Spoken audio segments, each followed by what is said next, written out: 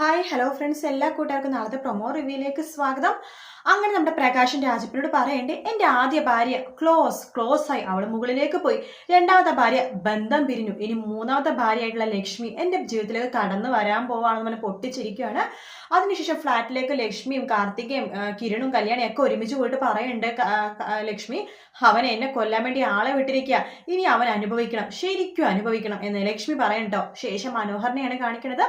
മനോഹർ ഷാരിടുത്ത് പറയണ്ട, അതെ എന്നോടുള്ള ദേഷ്യം ഭർത്താവിനോട് തീർത്താണല്ലേ, ഈ ദേഷ്യത്തിന് സത്യങ്ങളൊന്നും സരയുവിനോട് പറയണ്ട, പിന്നീട് എന്താ നടക്കണേന്ന് ഞാൻ പറയാതെ തന്നെ അറിയാലോ എന്ന് പറയുമ്പോൾ ഷാരി ദേഷ്യത്തോടു കൂടി തന്നെ മനോഹറിനെ നോക്കുകയാണ്.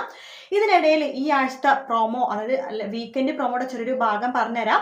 നമ്മുടെ സരയുവിന്റെ കുഞ്ഞിന്റെ നൂല് കെട്ടാണ്. അപ്പൊ മനോഹറിന്റെ മടി വെച്ചിട്ടാണ് നൂല് കെട്ടുന്നത്. ആ ദിവസം തന്നെയാണ് നമ്മുടെ കല്ലുമോന്റെ പിറന്നാളും.